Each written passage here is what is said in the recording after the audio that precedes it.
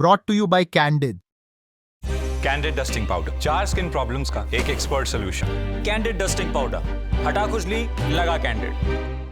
भारत वसुधैव कुटुंबकम के दर्शन को मानता है, ये विश्वास कि पूरा विश्व एक परिवार है। लेकिन आज हम अपने ही परिवारों में एकता बनाए रखने के लिए संघर्ष कर रहे हैं। इस भावना को दुनिया तक पहुंचाना तो दूर की बात है, परिवार की अवधारणा खत्म होती जा रही है और हम एक व्यक्ति एक परिवार की कगार पर खड़े हैं। ये टिप्पणी की है सुप्रीम कोर्ट ने, लेकिन कोर्ट ने ऐसा क्यों कहा, क्या है पूरा मामला, सब जानेंगे इस वीडियो में। दरअसल 68 साल की समतोला देवी और उनके दिवंगत पति कल्लू मल के पास सुल्तानपुर में 3 दुकानों वाला एक घर था और उनके 3 बेटे और 2 बेटियां थीं।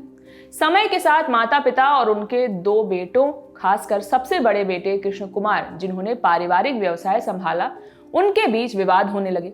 कानूनी कार्रवाई के दौरान कल्लू मल की मृत्यु हो गई, पर समतोला देवी ने कानूनी लड़ाई जारी रखी और कोर्ट से अपने सबसे बड़े बेटे कृष्ण कुमार को उत्तर प्रदेश के सुल्तानपुर स्थित अपने पारिवारिक घर से बेदखल करने की मांग की।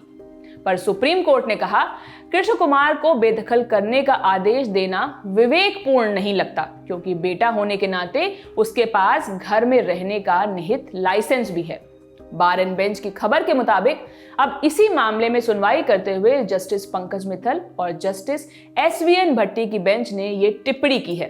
अब पूरा मामला सिलसिलेवार तरीके से समझिए। साल 2014 में कल्लू मल ने कृष्ण कुमार पर दुर्व्यवहार का आरोप लगाया और SDM से कानून के अनुसार कृष्ण कुमार के खिलाफ उचित कार्रवाई करने का अनुरोध किया।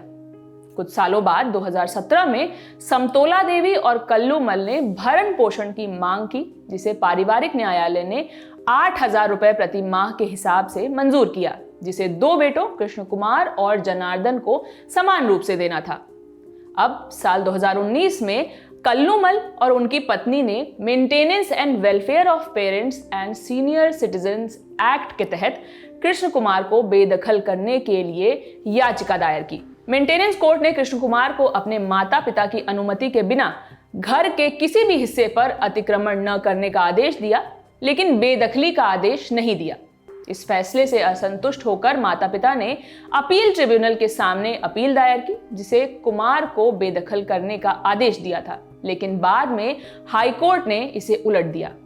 इसी बीच हाईकोर्ट के मामले के पेंडिंग रहने के दौरान कल्लू मल का निधन हो गया। उनकी मृत्यु के बाद उनकी पत्नी ने कानूनी कार्रवाई जारी रखी और बाद में अपने बेटे को बेदखल करने की मांग करते हुए सुप्रीम कोर्ट का दरवाजा खटखटाया। उन्होंने तर्क दिया कि ये घर उनके दिवंगत पति की स्व-अर्जित संपत्ति थी और कृष्ण कुमार का वहां रहने का कोई वैध दावा नहीं था।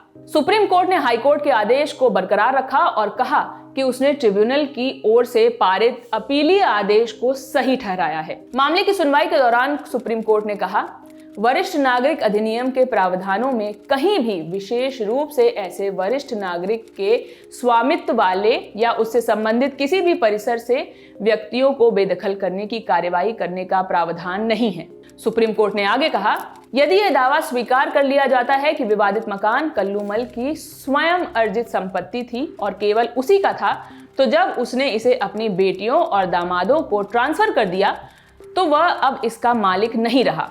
उस स्थिति में न तो कल्लू मल और न ही उनकी पत्नी को मकान में रहने वाले किसी भी व्यक्ति को बेदखल करने का कोई अधिकार है। सुप्रीम कोर्ट ने कहा, रिकॉर्ड में ऐसी कोई शिकायत या सबूत नहीं है जिससे पता चले कि कृष्ण कुमार ने अपने माता पिता को अपमानित किया या किसी भी तरह से उनके रहने में हस्तक्षेप किया। कृष्ण कुमार द्वारा उचित व्यवहार न करने या माता पिता को अपमानित या प्रताड़ित करने की स्थिति में ही उसके खिलाफ बेदखली की कार्यवाही आवश्यक है। इसीलिए केस में उच्च न्यायालय ने आदेश को बरकरार रखा और कृष्ण कुमार को पारिवारिक घर से बेदखल करने की अपील को खारिज कर दिया। इस खबर पर आप क्या सोचते हैं, हमें कमेंट बॉक्स में जरूर बताइए। मैं हूं शिवानी, बाकी खबरों के लिए देखते रहिए दिल ललन टॉप। बहुत बहुत शुक्रिया।